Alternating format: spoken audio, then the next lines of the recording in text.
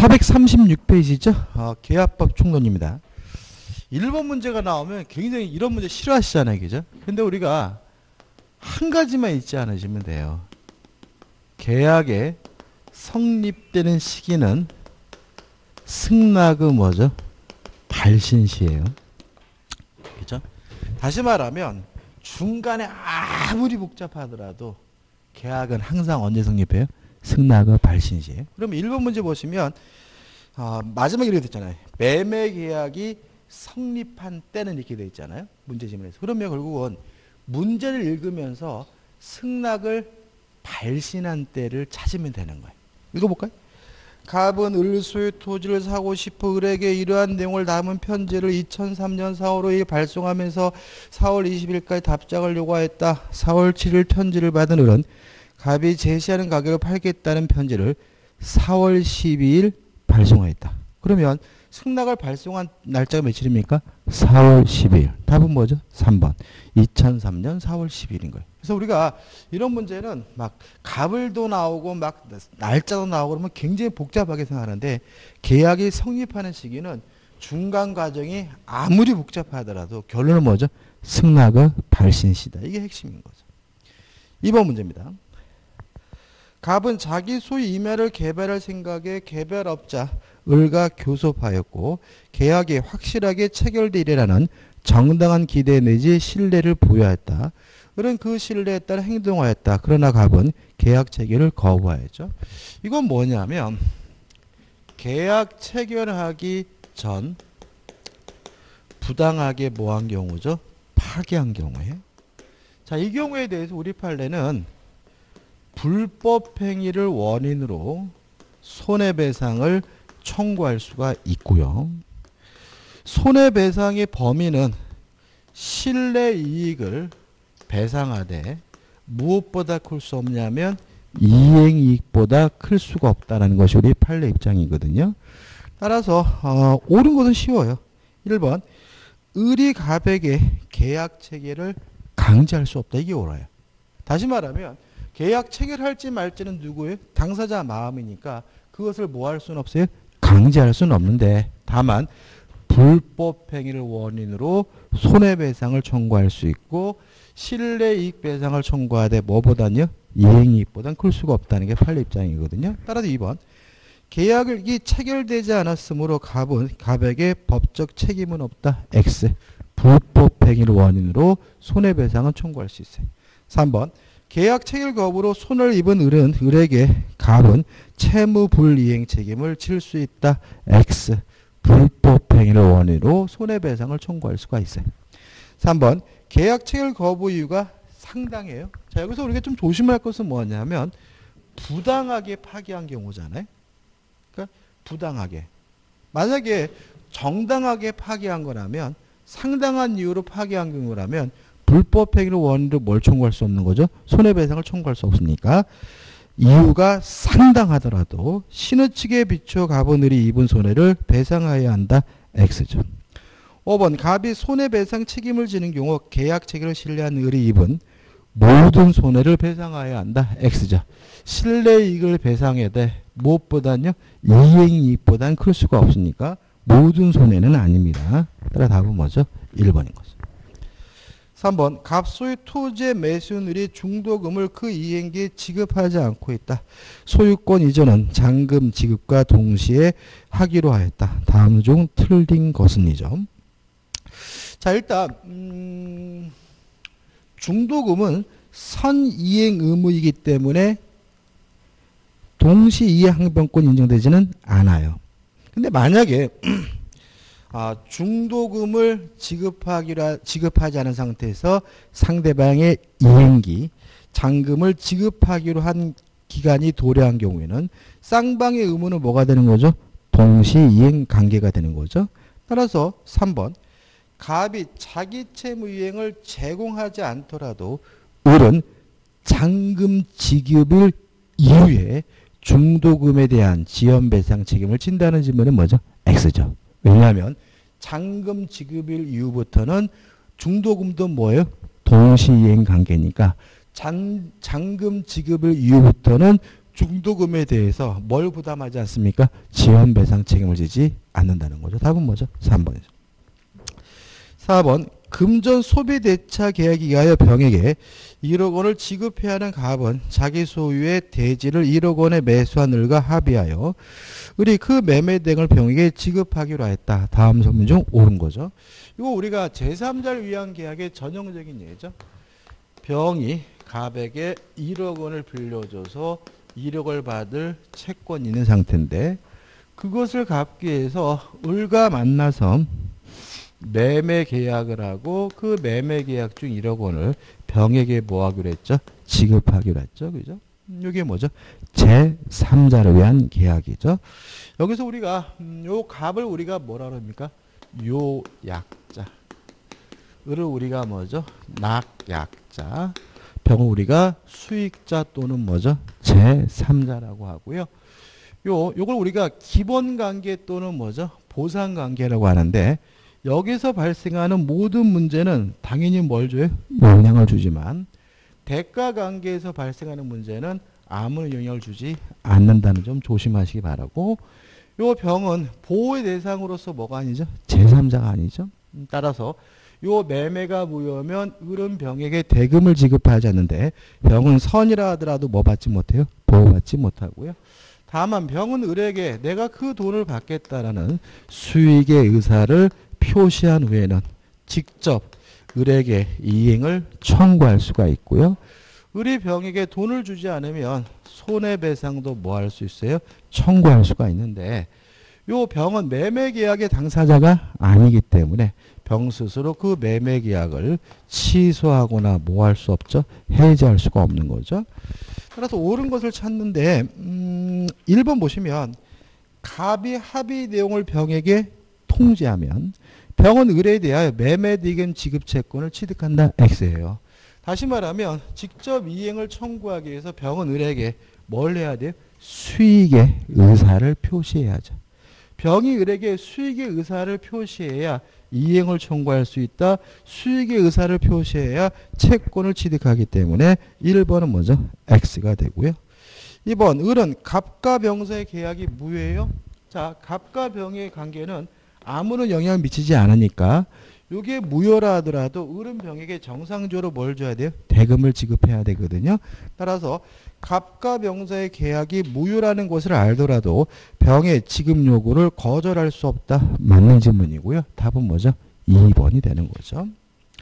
넘기셔서 3번 을은 병에게 매매 대금을 지급하지 않으면 병은 매매 계약을 해지할 수 있다. X. 병은 계약의 당사자가 아니기 때문에 병 스스로 뭐 할 수 없어요? 해지할 수 없고요. 4번 병이 권리가 확정된 후에는 갑의 착오를 이루 매매 계약을 취소할 수 없다. 취소할 수 있어요. 있고요. 다만 병은 선이라 하더라도 뭐 받지 못해요? 보호받지 못하는 거죠. 그 다음에 5번 을의 병에 대한 대금 지급 채무 불이행을 이유로 갑이 매매 계약을 해제하면 병의 동의를 얻어야 한다. 동의받을 필요도 없습니다. 답은 2번이네. 5번입니다. 갑은 을에게 자기 소유 부동산을 매도하면서 등기 권리증 부동산 매도의 인감증명서와 주민등록등본 및 위임장을 법무사 사무실에다가 맡겨뒀어요. 그러면 이행 제공을 한 거죠. 자, 이행 제공을 했기 때문에 상대방의 동시 이행 항변권은 뭐 하게 돼요? 소멸하게 되고요. 그죠? 근데 여기서 조심할 것은 뭐냐면 이러한 동시 이행 항변권을 소멸시키기 위해 이행 또는 이행의 제공은 한 번 한 것만으로 부족하고요. 계속되어야 한다는 것이 우리 판례 입장인 거죠. 다시 말하면 동시 이행 항변권이라는 것은 네가 안 하면 나도 못하겠다라고 거부할 수 있는 권리가 동시항변권이니까 동시항변권을 소멸시키기 위해서는 이행 또는 이행의 제공을 하면 되는 거죠. 근데 이러한 이행 또는 이행의 제공은 한 번 한 것만으로 부족하고 뭘 해야 돼요? 계속돼야 되는 거예요. 그죠? 계속 볼게요. 그 잠금 지급일에 을이 잔금 지급 의무를 이행하지 않자 갑은 을에게 매매 잔대금에 대한 지연 손해금의 지급을 구하는 사안에 매매된 중복됐죠. 그죠? 사안에 대한 다음 설명 중 뭐죠? 틀린 것은 1번 갑의 소유권 이전 등기 절차 의무와 의뢰, 매매, 잔대금, 지급, 채무는 동시이행 관계다. 2번 갑이 을에게 소유권 이전에 필요한 서류 등을 법무사로부터 잔대금 상환으로 수령하여 갈 것을 통지하였다면 갑은 자신의 채무 이행을 제공하였다고 볼 수가 있다. 맞는 질문이죠. 그죠? 답은 뭐죠? 3번. 갑이 일단 이행을 제공을 하였다면 을에게 지연 손해금 청구를 위하여 그 이행의 제공이 계속될 필요는 없다. X. 동시이행변권을 소멸시키기 위한 이행 또는 이행의 제공 뭐가 돼야 됩니까? 계속이 돼야 된다. 답은 뭐죠? 3번이 되는 거죠. 자, 기출문제들이 나오죠. 1번 문제입니다. 이런 문제인데요. 옳은 것을 찾는데 5번이죠. 임대차 계약은 유상계약이 뭐죠? 쌍뭐예요. 더 이상 안 보겠습니다. 그죠? 2번입니다. 계약의 유형에 관한 설명으로 틀린 건데 3번 보시면 교환계약도 무슨 계약입니까? 낙선계약이죠. 그죠? 요물계약에 뭐가 있죠? 계약금 계약, 보증금 계약, 대물변제, 현상강고. 요 네 가지를 빼고는 다 뭐죠? 낙선계약이에요. 따라서 답은 뭐죠? 3번이 되는 거죠. 3번입니다. 민법상 계약의 성립에 관한 설명으로 틀린 건데 답만 볼게요. 넘겨주셔도 5번인데 자 이것도 참 잘 냅니다. 자 이거 어떤 문제냐면 승낙을 할지 안 할지는 승낙자 마음이에요. 청약자가 그러한 자유를 뭐 할 수 없어요? 제한할 수 없고요.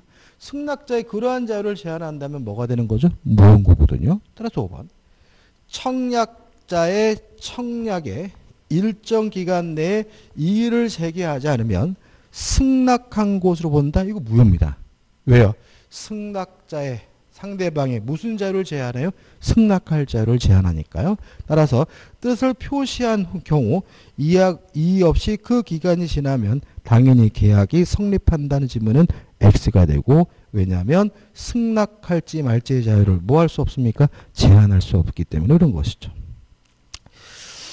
그 다음에 4번 문제는 한번 풀어보십시오. 뭐 특별히 반복적이죠. 한번 풀어보시면 될 것 같고 그 다음에 5번 문제 틀린 것을 찾는데 3번을 보시면 청약과 승낙은 각각 그 발송 시 효력이 생긴다. X죠. 자 우리가 의사표시를 원칙적으로 도달 예외적으로 발신지를 취하는 것은 답장과 사원증의 소집 등지죠. 그래서 청약에 대한 답장의 승낙은 뭐죠? 발신주의지만 청약은 뭐죠? 도달주의이기 때문에 청약과 승낙 모두가 발신주의를 취한다. 3번 지문은 X가 되는 거죠. 6번 문제입니다. 옳은 것을 찾는데 1번 격지자 간의 청약은 이를 자유로이 처리할 수 있다. X. 모든 의사표시는 상대방에게 도달된 후에는 뭐하지 못합니까? 처리하지 못하죠.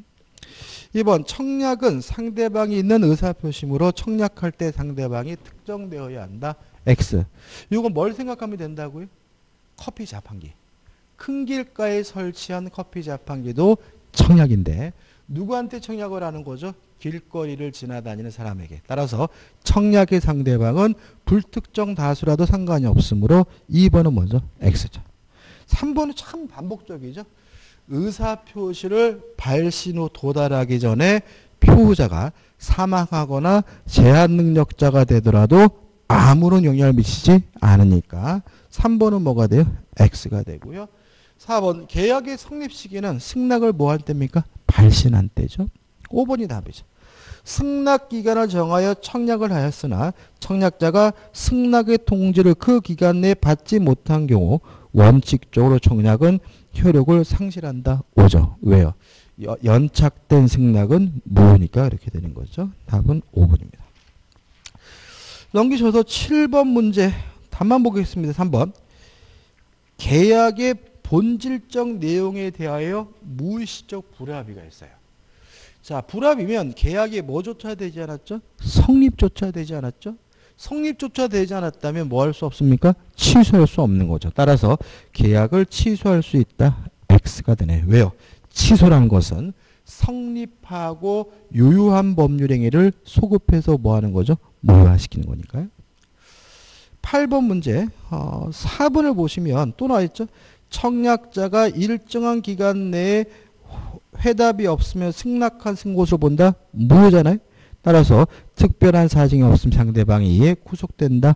X가 되는 거죠. 9번 문제입니다. 계속 반복적인 문제들이기 때문에 설명드릴 게 없는데 9번의 답은 뭐죠? 3번이죠. 자, 이런 문제죠. 갑이 을에게 내 집 1억에 살래라고 청약을 하고 을이 네 집 나한테 1억에 팔래라고 똑같은 내용의 청약이 됐다면 굳이 뭐 할 필요 없어요? 승낙할 필요가 없으니까 양 청약이 모두 도달된 때 계약이 뭐가 되는 거죠? 성립이 되는 거죠. 이거 우리가 교차 청약에 의한 계약의 성립이라고 하고요. 3번. 당사자 간에 동일한 내용의 청약이 상호 교차됐다면 양 청약이 모두 도달됐을 때 계약이 성립되므로 양 청약이 상대방에게 발송한 때 계약이 성립한다는 지문은 X가 되고요. 답은 뭐죠? 3번이 됩니다. 자, 10번이죠. 자, 계약책을 사용 과실입니다. 정리를 해볼게요. 이거 간단하게 정리할 수 있거든요. 일단 원시적 전부불능입니다. 원시적 전부불능이고요. 계약 체결자는 원시적 전부불능에 대해서 알았거나 또는 알 수가 있었고 상대방은 원시적 전부불능에 대해서 선이고 무과실이라면 계약 체결자는 상대방에게 책임을 부담하게 되는데 이 책임을 우리가 뭐라 그래요? 계약 체결상의 과실 책임이라고 하고 책임의 내용은 뭘 배상합니까? 실내이익을 배상하죠. 뭐보다 클 수는 없죠. 이행이익보다는 클 수가 없다. 이렇게 간단하게 정리할 수 있고 항상 조심할 것은 이 계약 체결상 과실 책임은 원시적 전부불능에서만 문제되는 거예요. 따라서 다음 중 계약 체결상 과실 책임이 인정될 수 있는 경우죠. 자, 수량을 지정한 토지 매매 계약에서 실제 면적이 계약 면적에 미달이 됐어요. 예를 들어서 100평이라 그래서 땅을 샀는데 실제로는 80평밖에 안 돼요. 물론 100평이 아니라 80평인 것은 원시적이죠. 근데 문제는 100평 중에 뭐가 불능이에요? 20평. 원시적 일부 불능입니다. 적용되지 않아요. 왜요? 계약 체결상의 과실 책임은 원시적 전부 불능에서 문제되니까. 2번 토지에 대한 매매 계약 체결 전에 원시적이네요. 이미 그 토지 어디 가요? 전부가 공용 수용됐대요. 그러면 원시적 전부 불능이죠. 그죠? 따라 답은 뭐죠? 2번인 거죠. 3번 가옥 매매 계약 체결 후 후발적이죠. 제3자의 방화로 그 가옥이 전소됐다면 후발적 불능이니까 적용되지 않고요. 4번 유명하가의 그림에 대해 임대차 계약을 체결한 후 임대인의 과실로 그 그림이 파손된 경우 후발적 불능이죠. 5번 저당권이 설정된 토지를 매수하여 이전 등기를 마쳤으나 후에 저당권 실행돼 소유권을 잃게 됐다. 이것도 뭐예요? 후발적이죠. 그래서 원시적 전부불능인 것은 뭐만 있습니까? 2번만 있으니까 답은 뭐죠? 2번이 되는 거죠. 넘기셔서 11번입니다. 갑은 자신의 토지를 을에게 매도하였으나 소유권 이전 등기 의무에 이행기가 도래하기 전에 그 토지에 대한 병의 강제 수용으로 보상금을 받게 됐어요. 자, 그러면 후발적 불능인가요? 원시적 불능인가요? 후발적이죠. 그죠? 계약을 체결한 후니까 후발적 불능이고 수용당했으니까 아무런 고의과실이 없죠? 이게 뭐가 되는 거죠? 위험 부담 문제가 되는 거죠. 위험. 다시 말하면 후발적 불능인데 채무자에게 고의과실이 없다면 뭐가 되죠? 위험 부담 문제가 되고요. 원칙은 누가 위험을 부담합니까? 채무자가 위험을 부담하는데 채무자가 부담한다는 말은 누구죠? 매도인이 부담한다는 얘기고요.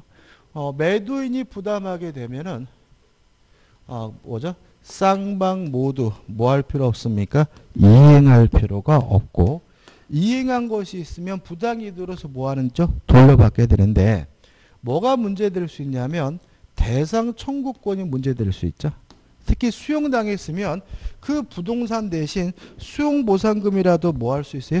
달라는 뭐가 인정됩니까? 대상 충구권 인정될 수가 있겠죠. 따라서 답은 뭐죠? 5번입니다. 자, 이행 전이면 이행할 필요가 없고 이행한 것이 있다면 뭐 할 수 있어요? 돌려받을 수 있잖아요. 따라서 5번. 만약 을이 갑에게 계약금을 지급하였다면 을은 그 배액의 반환이 아니라 그냥 원금만 돌려받아야 되기 때문에 배액의 반환을 청구할 수 있다는 질문은 X입니다. 뭐가 아니기 때문에 채무불이행이 아니기 때문에 그런 거죠. 12번입니다. 갑과 을이 을 소유 주택에 대한 매매 계약을 체결하였는데 주택의 계약 체결로 소유권 이전 및 인도전에 소실됐어요. 다음 설명은 좀 틀린 거죠. 자, 여기서 우리 좀 조심할 것은 뭐냐면, 자, 을이 매도인이잖아요. 그럼 만약에 을에게 아무런 고의과실이 없다면 유언부담 문제. 을, 채무자에게 고의과실이 있다면 뭐가 됩니까? 채무불이행, 이행불능이 되는 거죠. 따라서 만약에 1번 갑과 을의 책임 없는 사유로 주택이 소실됐어요. 그러면 위험부담 문제고 쌍방 모두 뭐 할 필요 없어요? 이행할 필요가 없는 것이니까 을은 갑에게 매매 대금의 지급을 청구할 수 없다. 5 맞는 질문이죠. 갑과 을의 책임 없는 사유로 주택이 소실됐어요. 이행한 것이 있다면 돌려받을 수 있겠죠. 따라서 을이 계약금을 수령하였다면 갑은 그 반환을 청구할 수 있다. 맞는 질문이죠. 근데 만약에 채권자 갑에게 매수인에게 과실이 있다면 그때는 위험을 누가 부담합니까? 채권자가 부담해야 되거든요. 따라서 한번 갑의 과실로 주택이 소실된 경우 을은 갑에게 매매 대금의 지급을 청구할 수 있다. 맞는 질문이죠. 4번 을의 과실로 주택이 소실됐어요. 채무불이행이죠. 이행불능이죠. 따라서 계약을 해지할 수 있다. 맞는 질문이죠. 5번 갑의 수령 지체 중이에요. 그러면 누가 위험을 부담합니까? 갑. 그러니까 우리가 채권자 매수인이 위험을 부담하는 경우는 두 가지입니다. 채권자에게 고의 과실이 있을 때. 이게 뭐죠? 3번이죠. 또 채권자가 수령 지체 중에 후발적 불능이 된 때. 이때는 누가요? 채권자가 위험을 부담하고 매매 대금은 뭘 해야 돼요? 지급을 해야 되거든요. 따라서 5번에서 매매 대금의 지급을 청구할 수 없다는 질문은 뭐가 되죠? X가 되는 거죠. 13번입니다.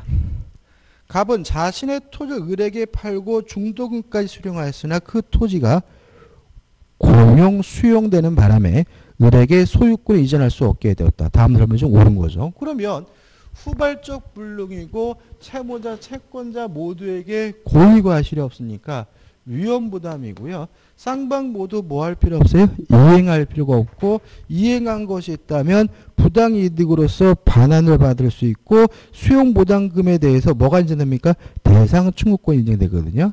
따라서 2번 보시면 을은 갑의 수용보상 청구권의 양도를 청구할 수 있다. 이거 맞는 거죠. 이게 뭐예요? 대신 달라는 거죠. 근데 문제는 조심할 것은 뭐냐면 5번 보시면 을이 매매대금 전부를 지급하면 갑의 수용보상 청구권 자체가 을에게 귀속된다. 그건 아니에요. 그러니까 수용보상금 자체가 귀속되는 것이 아니라 그 부동산 대신 그 땅 대신 수용보상금이라도 넘겨달라고 요구하는 뭐가 인정될 뿐이에요? 대상 청구권 인정될 뿐이기 때문에 2번은 맞는 지문이고 5번은 뭐가 돼요? X가 된다는 거 조심하시면 되겠죠. 14번입니다. 위험부담에 관한 설명으로 틀린 거죠. 4번입니다. 당사자 쌍방의 기책 사유 없는 이행불능으로 매매계획이 종료됐어요. 그러면 쌍방 모두 이행할 필요가 없고 이행한 것이 있다면 부당이득으로 반환받을 수 있잖아요. 따라서 매도인은 이미 지급받은 계약금을 반환하지 않아도 된다는 질문은 X가 되는 거죠. 자, 넘겨보시면 이제 동시행항변권이죠. 15번입니다. 동시이해 항변권에 관한 설명으로 틀린 것인데 3번입니다. 자, 우리가 동시이행 관계가 아닌 것 할 때 기억할 것이 뭐냐면 변제와 담보를 말소하는 것은 뭐가 아닙니까? 동시행 관계가 아니죠. 그죠? 돈 갚는 것과 담보할 수 있죠. 그래서 우리가 대출금 갚을 때는 먼저 돈 갚고 영수증을 받아뒀다가 그걸 이용해서 나중에 뭐죠? 담보를 말소하는 거예요. 그죠? 따라서 돈 갚는 것과 담보를 말소하는 것은 뭐가 아닙니까? 동시행 관계가 아니에요. 그 다음 또 기억할 것이 뭐냐면 임차권, 등기, 명령 제도에 따른 임차권, 등기를 말소하는 것도 동시행 관계가 아니라는 것이 판례 입장이에요. 자, 임차권 등기 명령 제도가 뭡니까? 임대차 계약이 종료가 되는데 보증금을 반환받지 못하고 있는 주택 임차인이나 상가 건물 임차인은 임차권에 대해서 등기해달라고 법원에 뭐 할 수 있는 거죠? 청구할 수 있는 거잖아요. 이거는요, 우리 판례가 저당권이라고 이해를 합니다. 무슨 말 아시겠어요? 다시 말하면 우리가 그 집에 살고 주민등록하고 확정일자를 받으면 이미 저에게 대항력도 있고 우선분제 있고 구주택을 뭐 할 수 있어요? 사용 수익할 수 있잖아요. 근데 문제는 임대차 계약이 종료가 됐는데 보증금을 돌려받지 못하면 이사를 못 가죠. 왜요? 주민등록이 말소되면 안 되잖아요. 점유를 소멸하면 안 되잖아요. 근데 만약에 임차권 등기 명령도에 따라서 임차권 등기를 하고 이사를 가면 원래 가지고 있던 대항력과 우선변제권이 계속 뭐가 돼요? 유지가 되잖아요. 따라서 임차권 등기 명령 제도는요, 그 집에서 살기 위해서 하는 게 아니에요. 이사 가기 위해서. 그래서 결국은 그 임차 보증금을 담보하기 위한 저당권으로 이해하는 것이 우리 판례 입장입니다. 따라서 변제하는 것과 담보, 저당권을 말소하는 것이 뭐가 아닌 것처럼요? 동시행 관계가 아닌 것처럼 변제하는 것과 임차권 명령 제도에 따른 임차권 등기를 말소하는 것은 뭐가 아니에요? 동시행 관계가 아닌 거예요. 따라서 우리가 꼭 기억해 두셔야 되고 3번을 보시면 임차권 등기 명령에 의해 등기된 임차권 등기 말소 의무와 보증금 반환 의무는 동시 이행 관계에 있다. X가 되는 거죠. 답은 뭐죠? 3번이죠. 16번입니다. 옳은 것을 찾는데 1번입니다. 이게 중요합니다. 손해배상 채권이 유치권이냐 동시이행항변권이냐는 딱 부러지게 말할 수가 없어요. 손해배상 채권을 발생시킨 원래 채권을 기준으로 판단해야 된다는 것이 우리 판례 입장이에요. 그래서 만약에 원래 채권이 필요비 채권이어서 발생한 손해배상 채권이라면 원래 채권이 뭐예요? 유치권이니까 손해배상 채권도 뭐가 되겠어요? 유치권이 되겠어요. 이해되시죠? 원래 채권이 매매대금인데 매매대금을 제때 주지 않아서 발생한 손해배상 채권이라면 원래 채권이 뭐예요? 동시항변권이니까 손해배상 채권도 뭐예요? 동시항변권인 거예요. 이해되시죠? 1번 볼게요. 동시이행 관계에 있는 쌍방의 채무. 이게 무슨 말이에요? 원래 채무가 뭐예요? 동시행 관계라는 거죠. 그러면 그로 인한 손해배상 채무도 뭐예요? 동시행 관계니까 어느 한 채무가 이행불능이 되어 손해배상 채무로 바뀌는 경우 동시이행항변권은 소멸한다. X. 원래 채무가 동시행 관계면 그로 인한 손해배상 채무도 뭐죠? 동시행 관계고 원래 채무가 유치권이면 그로 인한 손해배상 채무도 뭐죠? 유치권이다. 따라서 1번은 X가 되고 중요한 지문이 되고요. 답은 뭐죠? 5번이죠. 자, 선이행 의무자가 이행을 지체하는 동안에 뭐가 떠오릅니까? 중도금이죠. 중도금을 안 주고 있는 상태에서 상대방의 채무의 변제기가 도래한 경우에는 특별한 사정이 없는 한 쌍방의 의무는 뭐가 있습니까? 동시행관계에 있다. 다시 말하면 잔금 지급 시기가 되면 원래부터 선이행 의무인 중도금도 뭐가 되는 거죠? 동시이행관계가 되니까 5번이 맞는 지문이고 답이 되는 거죠.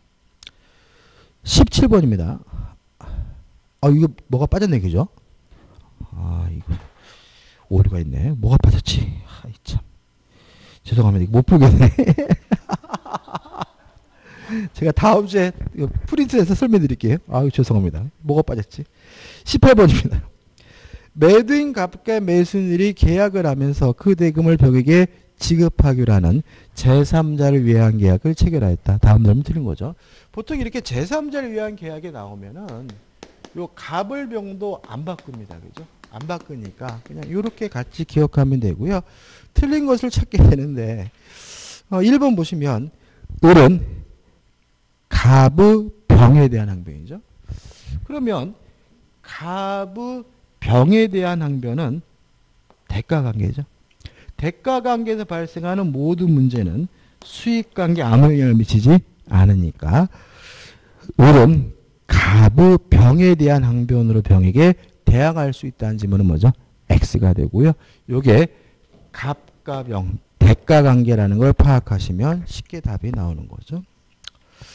넘기셔가지고요. 19번이죠. 갑은 자신의 토지를 을에게 매도하기로 하고 매매 대금을 자신의 채권자 병에게 지급하기로 을과 약정하였다. 다음 설명은 틀린 거죠. 반복적이죠. 3번 보시면 병이 매매 대금의 지급을 청구하였으나 을이 이를 지급하지 않으면 병은 매매 계약을 해지할 수 있다. X. 병은 계약의 당사자가 아니므로 스스로 취소할 수도 없고 뭐 할 수도 없어요? 해지할 수도 없으니까 답은 뭐죠? 1번이 되는 거죠.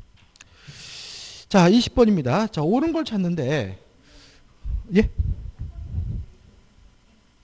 3번이 그죠? 3번이 답입니다. 그죠? 네, 3번. 자, 1번이라 그랬어요? 3번이 답이죠. 20번입니다. 자, 20번인데요. 우리가 또 다른 제3자를 위한 계약이 가장 대표적인 것이 뭐가 있냐면 보험 계약이 있죠. 그러니까 예를 들어서 갑이 생명보험을 보험회사 계약을 하면 나중에 갑이 돌아가시면 돈을 받는 거는 누가 아니에요? 갑이 아니라 가족들이 받는 거잖아요. 그래서 보험계약도 대표적인 뭐죠? 제3자를 위한 계약인데 이 수익자가 아직 출생하기 전이에요. 그래도 체결할 수 있는 거 아닌가, 그죠? 다시 말하면 아직 결혼도 안 했고 아직도 애가 없지만 미래의 아이를 위해서 뭐 할 수 있어요? 보험가입을 할 수 있는 거잖아요. 따라서 1번. 제3자는 계약 체결 당시에 현존하고 있어야 한다는 지문은 뭐가 돼요? X가 되는 거죠. 그죠? 2번. 제3자는 계약의 당사자가 아니니까 계약을 뭐 할 수 없어요? 해지할 수가 없고요. 3번도 보시고 4번 보시면 제3자의 수익의 의사표시를 한 후이죠. 여기서 좀 조심할 것이 뭐가 있냐면 병이 수익의 의사표시를 한 후에는 갑과 을은 임의적으로 병의 권리를 소멸시킬 수가 없고요. 임의적으로 병의 권리를 변경할 수가 없거든요. 그럼 임의적으로 소멸시키지 못한다는 말은 뭐냐면 합의해지할 수 없다는 거죠. 그러니까 다시 말하면 채무불이행을 위한 계약해제는 임의적인 게 아닙니다. 차고 사기 강박을 위한 취소는 임의적인 게 아니에요. 법에 규정이 있다는 거잖아요. 그거는 수익의 의사표시를 한 후에도 할 수가 있어요. 취소 해제는. 근데 임의적으로 소멸시키지 못한다는 말은 뭐는 못하는 거예요? 합의 해제는 할 수가 없다는 거예요. 이거 조심하셔야 되겠죠. 따라서 4번. 제3자의 수익의 의사표시 후 특별한 사정이 없는 한 계약 당사자의 뭐로요? 합의로 제3자의 권리를 변경시킬 수 없다. 맞는 지문이고 합의로 해지할 수 없고요. 합의로 뭐 할 수 없습니까? 변경할 수 없다는 거 조심하시기 바랍니다. 자, 21번입니다. 동시이행의 관계 있지 않는 것은 자, 동시양변권은 뭔가요? 네가 안 하면 나도 못 하겠다는 얘기잖아요. 근데 만약에 너가 안 하면 나도 안 할 거야. 이게 동시양변권이지만 쟤가 안 하면 난 할래. 이건 동시양변권이 될 수가 없는 거죠. 그죠? 예를 들어 가지고 엄마가 너 아들한테 너 가서 두부 좀 사랬더니 누나가 안 하면 나도 안 할래. 이건 동시양변권이 아닙니다. 그죠? 그죠? 엄마가 약속한 용돈 안 주면 나 안 할래. 이거는 뭐예요? 동시항변권이겠지만, 그죠? 다시 말하면 쌍방간의 문제야 돼요. 그럼 한번 생각해 볼게요. 자, 을이 갑에게 1억을 빌려주고요. 갑 소유 A 부동산에다가 예를 들어서 저당권이 설정이 됐고요. 요게 이제 경매가 돼가지고 병이 소유권을 취득했어요. 그러면 병이 낸 그 경매 대금은 채권자인 을이 가져가겠죠. 그죠? 그리고 이전 등기는 채무자에서 병으로 뭐가 이루어지겠어요? 이전 등기가 이루어지겠죠. 근데 만약에 이 경매가 무효란 사실이 밝혀졌어요. 그러면 돈을 돌려줘야 될 사람 누구예요? 을인 것이고, 등기를 말소하거나 이전에 받아가야 될 사람 누군 거예요? 갑인 거죠. 그죠? 둘 간의 문제가 아니에요. 따라서 너가 안 하면 나도 못하겠다고 할 수 있지만 얘가 안 하면 나도 못하겠다라고 뭐 할 수는 없어요? 거부할 수는 없는 것이니까 4번을 보시면, 아니 4번이 아니라 3번이죠? 아닌가? 4번이 이렇게 잡으겠죠? 4번 근저당권의 실행을 위한 경매가 무효인 경우는 쌍방간의 문제가 아닙니다. 세 사람 간의 문제잖아요. 낙찰자의 채무자에 대한 소유권 이전 등기 말소 의무와 근저당권자의 낙찰자에 대한 배당금 반환 의무는 뭐가 아닙니까? 동시행 관계가 아니므로 답은 뭐죠? 4번이 되는 거죠. 22번입니다. 갑은 자신의 토지를 을에게 매도하면서 그 대금은 을이 갑의 의무이인과 동시에 병에게 지급하기로 약정하였다. 병은 을에게 수익의 의사표시를 하였다. 다음 중 틀린 것을 찾는데 3번이 답이죠. 3번 갑이 을에게 매매 계약에 따른 이행을 하지 않더라도, 다시 말하면 예를 들어서 갑이 을에게 이전 등기를 안 해줘요. 그러면 을은 갑에게 동시 이행 항변권을 이유로 매매 대금 지급을 뭐 할 수 있겠어요? 거절할 수 있겠죠. 물론 누구한테도요? 병에게도 지급을 뭐 할 수 있어요? 거절할 수 있을 테니까 을은 특별한 사정이 없는 한 병에게 대금 지급을 거절할 수 없다. X가 되는 거죠. 이유는 갑과 을 간의 관계, 기본 관계에서 발생하는 모든 문제는 수익 관계에 뭘 줘요? 영향을 주므로 갑이 안 하면 병에게 못하겠다라고 뭐 할 수 있어요? 거부할 수 있고요. 따라 답은 뭐죠? 3번이 되는 거죠. 자, 넘기셔서 23번입니다. 틀린 것을 찾는데요. 3번 보시면 낙약자는 요약자와 계약에서 발생한 항변이죠. 그러면 요거죠. 요거. 그죠? 요거. 기본 관계에서 발생하는 문제는 수익 관계에 당연히 뭐 할 수 있어요? 대항할 수가 있으므로 낙약자는 요약자의 계약에서 발생한 항변으로 수익자에게 대항할 수 없다. X가 되는 거죠. 답은 3번. 계속 반복이죠. 24번도 틀린 것을 찾는데 2번 보시면 낙약자는 기본 관계에 기한 항변으로 제3자에게 대항할 수 없다. X가 되는 거죠. 이해되시죠? 그죠? 보시면 아시겠지만 이 제3자를 위한 계약은 시험 문제를 반드시 내요. 반드시 내는데 계속해서 비슷한 문제를 뭐예요? 중복해서 내고 있는 거죠. 25번이 작년도 문제죠. 보시면 갑과 을은 병을 수익자로 하는 제3자를 위한 계약을 체결했다. 다음 설명 중 틀린 거죠. 4번 보세요. 갑과 을 간의 계약이 갑의 책으로 취소됐어요. 그러면 이게 취소가 되면 을은 갑에게 대금 지급을 뭐 할 수 있어요? 거절할 수 있고요. 그죠? 이 병은 보호의 대상으로서 뭐가 아니라고요? 제3자가 아니다. 왜요? 처음부터 매매 계약이 뭐가 되어 있어요? 포함되어 있으니까요. 따라서 병은 착오 취소로서 대항할 수 없는 제3자 범위에 속한다는 질문은 X가 되고요. 답은 뭐죠? 4번이 되는 거죠. 26번입니다. 다음 중 과실이 있는 경우에만 인정되는 거. 4번이죠. 자, 기억나시나요? 자, 이런 얘기잖아요. 위법행위여야지만 손해배상을 청구할 수 있다. 위법행위는 뭐죠? 채무불이행과 불법행위인데 채무불이행은 뭐예요? 고의나 과실로 채무를 이행하지 않거나 못하는 것. 불법행위는 뭔가요? 고의나 과실로 타인에게 손을 입힌 경우. 따라서 고의 과실이 있어야지만 뭘 청구할 수 있어요? 손해배상을 청구할 수 있는 거거든요. 그래서 문제에서 과실이 있는 경우만 인정되는 건 뭐예요? 손해배상입니다. 답은 그래서 뭐예요? 4번인 거예요. 그죠? 이행불능이 뭐예요? 채무불행이잖아요. 그죠? 답은 뭐예요? 4번. 이렇게 쉽게도 돼요. 그 다음 넘겨보시면 27번입니다.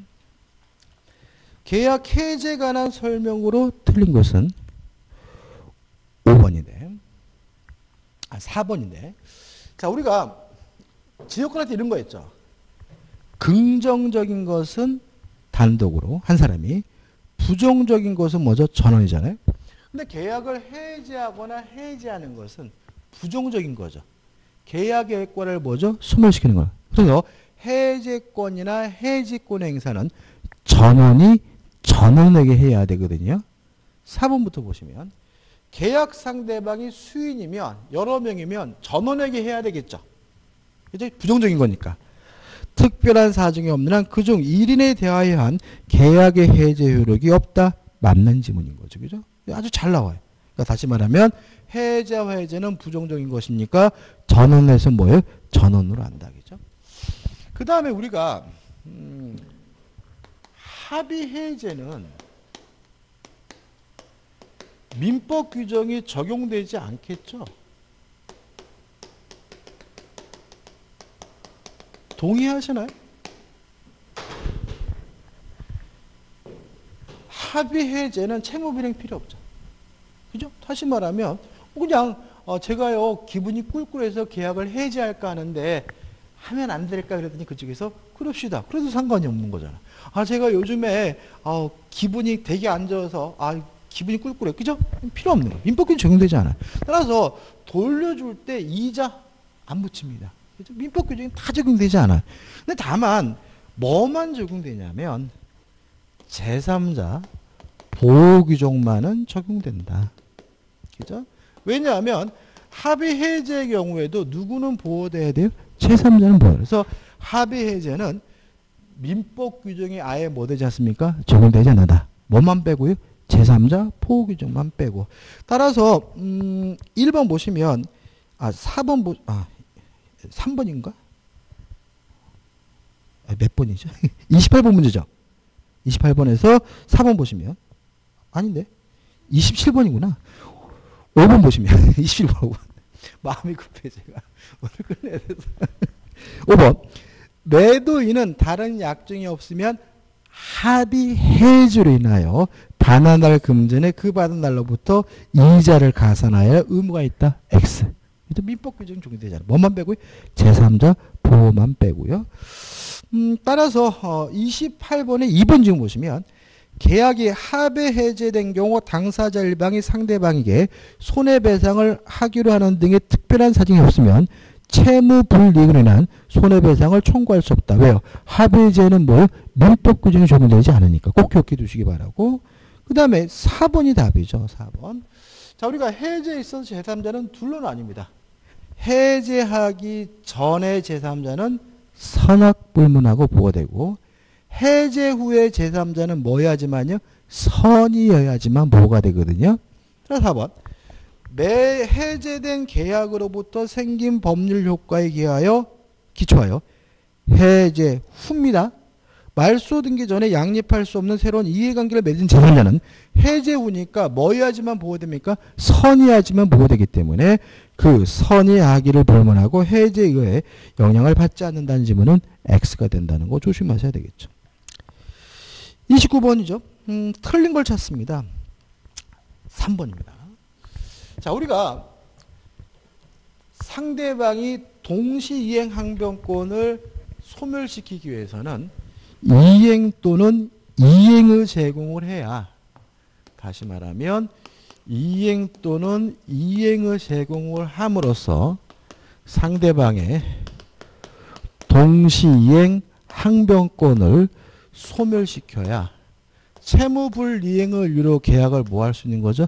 해제할 수 있는 거죠. 이게 뭐죠? 원칙이에요.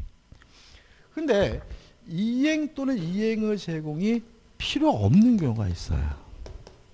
두 가지 꼭 기억해 두십시오. 첫째, 상대방이 불이행의 의사를 표시한 경우죠. 상대방이 안 하겠다고 하는데 안 하겠다는 놈을 위해서 뭐는 필요 없습니까? 이행 또는 이행의 제공은 필요가 없죠. 두 번째, 이행불능 할 수 없어서 못하게 된 경우에도 동시행변권을 소멸시키기 위한 이행 또는 이행의 제공은 뭐가 없습니까? 필요가 없다는 거 꼭 기억해 두시기 바랍니다. 다시 말하면 동시이행변권을 소멸시켜야 이행 안 하는 것이 채무불이행이니까 계약을 뭐 할 수 있어요? 해지할 수가 있는데 상대방이 불이행의 의사를 표시하거나 이행불능의 경우에는 이행 또는 이행의 제공 없이 바로 계약을 뭐 할 수 있습니까? 해지할 수가 있다죠. 따라서 3번 보시면 29번 3번이죠. 매도인의 이행불능을 이유로 매수인이 계약을 해지하려면 이행불능이죠. 이행 또는 이행의 제공이 필요 없잖아요. 따라서 매매대금의 변제 제공을 하여한다. X가 되고요. 이행 또는 이행의 제공이 필요 없는 경우 꼭 기억해 두시기 바랍니다. 답은 3번. 30번이죠. 계약 해지에 관한 설명으로 틀린 것을 찾네요. 자, 그 다음에 또 하나 이제 좀 정리할 게 뭐가 있냐면 최고 없이 바로 계약을 해지할 수 있는 경우가 있어요. 첫째, 상대방이 불이행의 의사를 표시한 경우죠. 두 번째, 이행불능의 경우에도 최고 없이 바로 계약을 뭐 할 수 있어요? 해지할 수가 있죠. 세 번째, 불완전 이행인데 추후에 완성하는 것이 불가능한 경우에도 최고 없이 바로 계약을 뭐 할 수 있죠? 해지할 수 있죠. 마지막 네 번째, 정기행위죠. 정해진 기한 내 이행을 해야 의미가 있는 정기행위도 최고 없이 계약을 해지할 수 있죠. 여기서 조심할 것은 요 네 가지 경우에 할 필요가 없는 것은 뭐예요? 최고인 것이고 해지한다고는 해야죠. 그죠? 불이행의 의사를 표시하더라도 뭐는 해야 돼요? 해지한다고는 해야 되고요. 이행불능, 불안정 이행인데 추한이 불가능한 경우 정기행위의 경우에도 뭐 한다고는 해야 돼요? 해제한다고는 해야 되는 거잖아요. 따라서 4번을 보시면 성질상 일정한 기간 내에 이행하지 않으면 그 목적을 달성할 수 없는 계약, 이걸 우리가 뭐라 그래요? 정기행위라고 하잖아요. 당사자 일반인 그 시기에 이행하지 않으면 해제 의사표시가 없더라도 해제 효과가 발생한다. X. 뭐는 안 해도 돼요? 최고는 안 해도 되지만 뭐는 해야 돼요? 해제는 해야 되기 때문에 답은 뭐죠? 4번이 되는 거죠. 넘기셔서 31번입니다. 자, 틀린 것을 찾는데 4번을 보시면 당사자 쌍방이 수인이에요. 부정적인 것이니까 전원이 전원에 대해서 해야 되잖아요.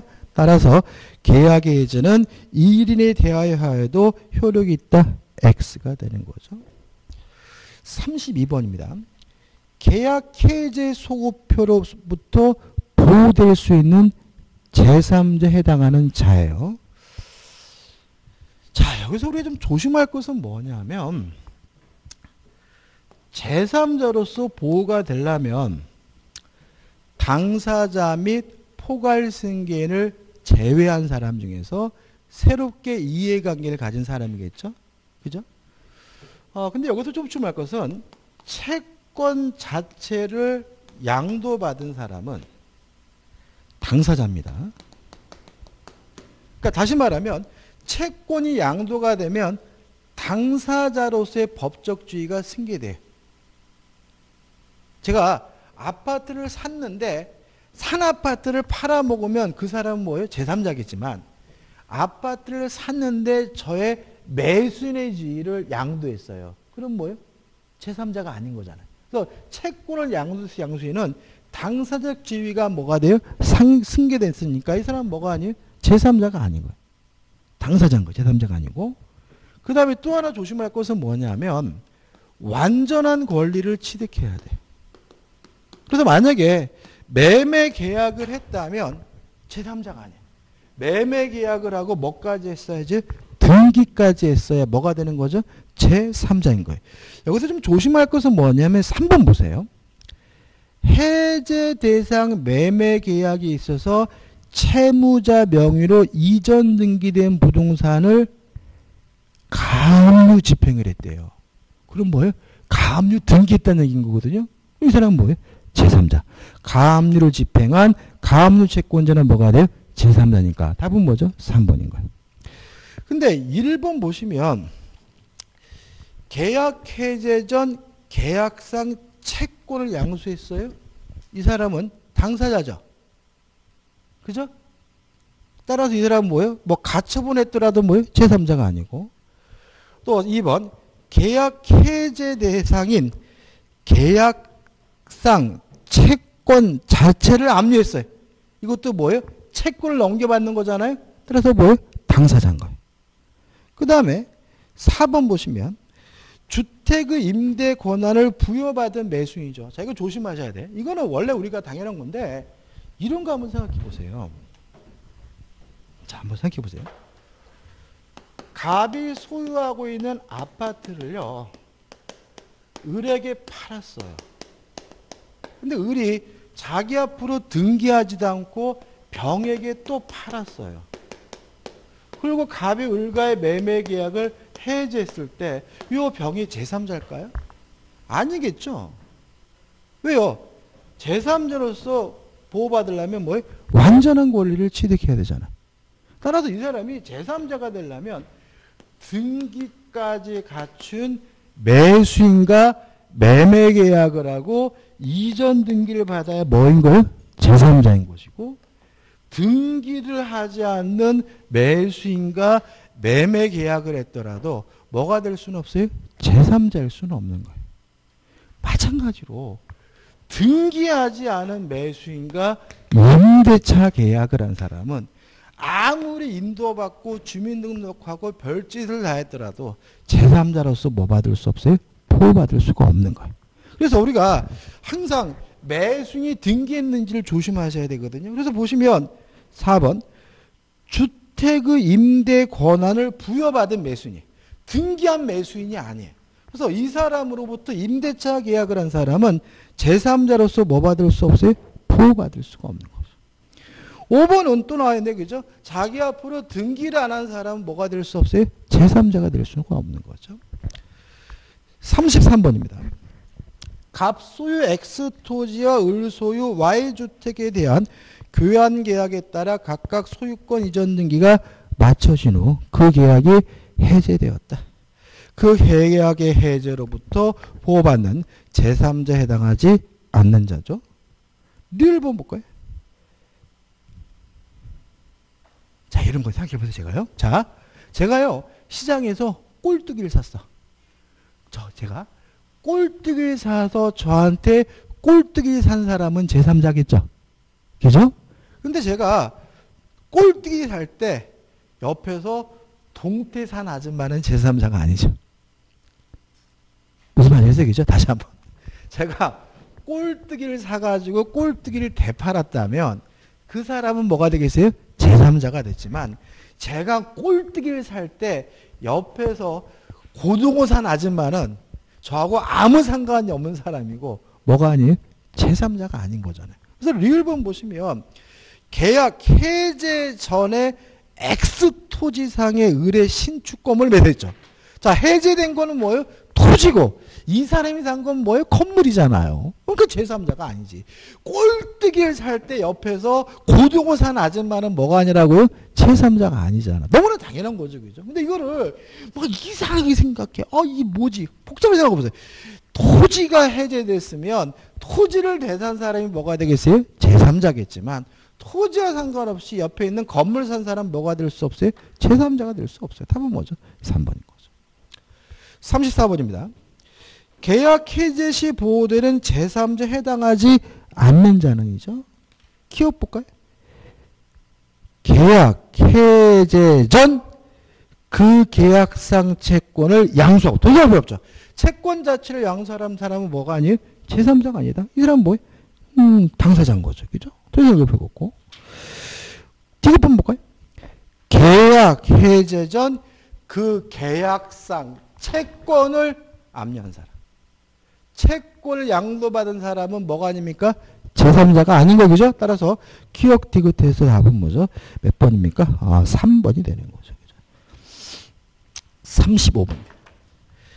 계약 해제에 관한 설명으로 틀린 것은 5번 볼게요. 자, 합의 해제는 제3자 보호 규정을 제외한 민법 규정이 적용되지 않는 것처럼 합의 해제에 대해서도 민법 규정이 적용되지 않겠죠. 그죠? 따라서 5번 특별한 약정이 없는 한 합의 해지로 인하여 반환을 금전에는 그 받은 날로부터 이자를 가해야 한다. X가 되는 거죠. 36번도 똑같죠. 틀린 건데 3번 합의 해지로 인하여 반환할 금전에 대하여는 특약이 없더라도 그 받은 날로부터 이자를 가산해야 한다. X죠. 쉽죠? 여기까지고 좀 쉬었다가 매매로 들어가도록 하겠습니다.